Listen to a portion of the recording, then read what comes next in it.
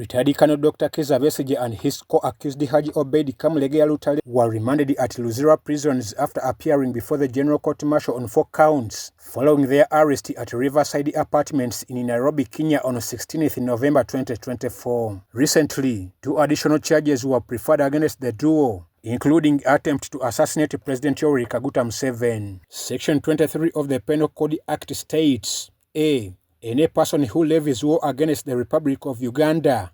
B. Unlawfully causes the death or attempts to cause the death of the president, or with intent maim or disfigure or disable. C. Unlawfully wounds or does any harm to the person of the president or aims at the person of the president. E. Any gun, pistol or any description of firearms, whether it contains any explosive or destructive substance or not, commits any offense and is liable to suffer death. 6 to the charges that are preferred against Dr. Kizza Besigye, specifically 2 counts. Section 128 of the UPDF Act talks about that offense of compromising the security of a country. Maximum sentence, you are liable to suffer death.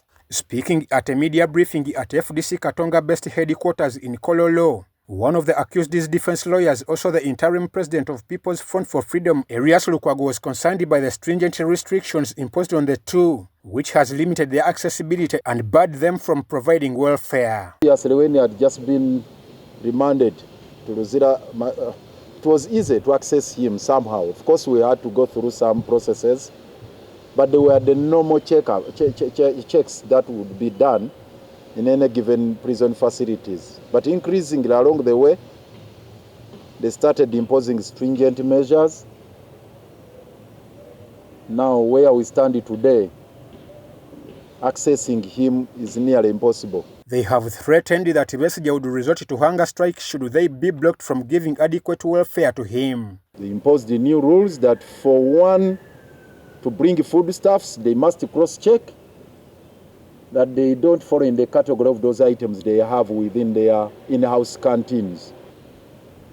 Very irrational, unreasonable, outrageous, and of course illegal. So if the position remains that he can only access food from their canteen, then that means he's starving, because he's not going to eat it. However, the Uganda prisons have disputed the allegations of mishandling of suspects in their custody. The prison's spokesperson, Frank Baine, has clarified that accepting food from outside prison premises is not a right. Doing what we are doing. So it's not true that we can deny food to the colonel, because Section 68 says every prisoner shall be subject to the prison discipline and to all laws, orders, and directions related to prisons and prisoners during the entire duration of imprisonment, whether he or she is within the prison, the premises of the prison or not. So, whether it is Colonel Besigye, whether it is any other person, as long as you are a prisoner in prison, you have to be managed according to the Prisons Act and according to the standing orders. We are the experts. When you come as a visitor, you don't become an expert. The People's Front for Freedom also has embarked on efforts towards the release of Kiiza, one of Besigye's defense lawyers who was charged and detained at Chitalia prison for contempt of court. Can't allow them to just take Dr. Besigye into that perfunctory trial, that process. As a legal team, of course headed by our senior colleague Martha Karua, we are doing everything possible to get those proceedings away from the General Court Martial.